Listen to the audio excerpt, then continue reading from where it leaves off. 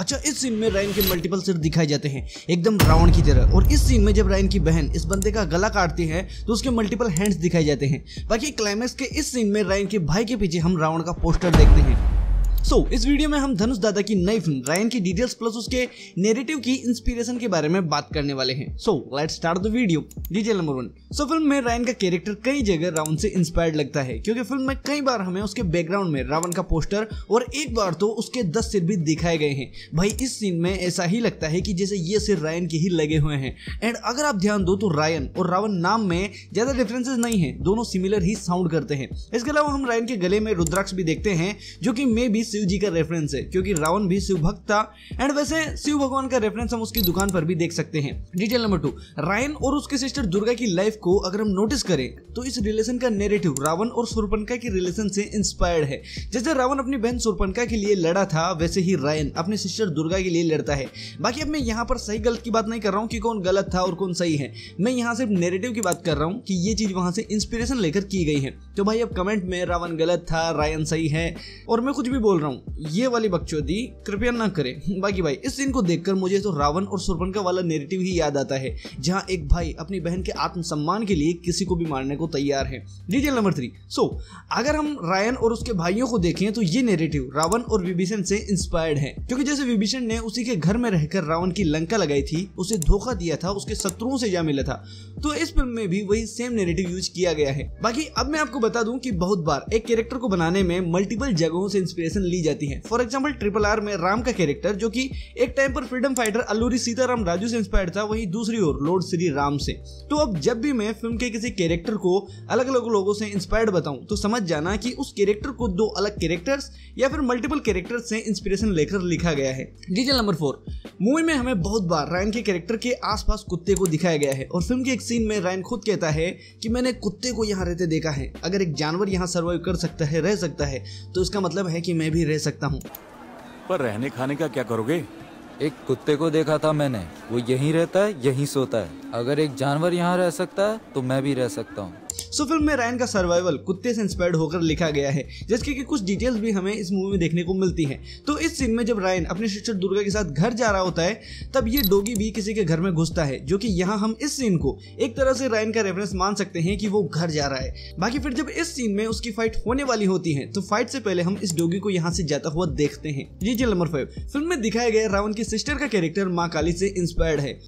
इस सीन में रायन के सिस्टर के फेस पर खून होता है और बाद में उसके बैकग्राउंड में मल्टीपल हैंड्स भी दिखाए जाते हैं, जो कि माँ काली का रेफरेंस था। अब बिकॉज यहाँ पर माँ काली की पेंटिंग है तो ये रेफरेंस हमें आसानी से समझ में भी आ जाता है। साथ ही यहाँ वो इसका गला काटते हैं, जो कि पेंटिंग में दिखाए गए इस कटे सिर का रेफरेंस था। बाकी सबसे ब्यूटीफुल डिटेल जो कि आपने अगर थोड़ा सा भी नोटिस किया है तो उसकी सिस्टर का नाम भी दुर्गा है, जो कि आपको तो पता ही है कि माँ दुर्गा माँ काली का ही दूसरा रूप है। वैसे भोगी सॉन्ग का ये डांस स्टेप भी माँ काली से ही इंस्पायर्ड है। बाकी यहाँ पर मैं दुर्गा के कैरेक्टर इंस्पिरेशन की बात कर रहा हूँ, न कि रावण शूर्पणखा नैरेटिव की, क्योंकि फिल्म में रावण शूर्पणखा नैरेटिव तो लिया गया है, बट उसके सिस्टर का कैरेक्टर माँ काली से इंस्पायर्ड है, न कि शूर्पणखा से। Detail number 6। मूवी के एंड में जब रायन अपने भाई को मारता है तो उसके पीछे रावण का पोस्टर दिखाया जाता है, जो कि ये बताता है कि एक्चुअल में रावण रायन नहीं बल्कि उसका ये भाई था। रायन तो सिर्फ अपने परिवार को बचाने के लिए रावण बना था, एक्चुअल में तो वो शांत और अपने काम से काम रखने वाला आदमी है।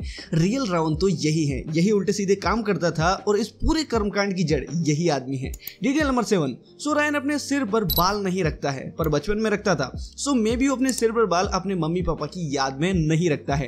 एंड वैसे इससे रिलेटेड तो हिंदू ट्रेडिशन भी है। Detail number 8। रायन जब इन सब लोगों के सामने आकर इन्हें मारना शुरू करता है तो उससे पहले हमें इस सीन में उसकी बड़ी सी परछाई यहाँ पड़ती हुई दिखाई देती है, जिसका मतलब है कि अब इन सब लोगों पर मौत का साया है। बाकी रायन को एक साये की तरह कई बार इंट्रोड्यूस किया गया है। सबको मार डाला भाई, एक काले साये की तरह वो भूत बन के आया, किधर से आया कहां से आया पता ही नहीं चला। Detail number 9।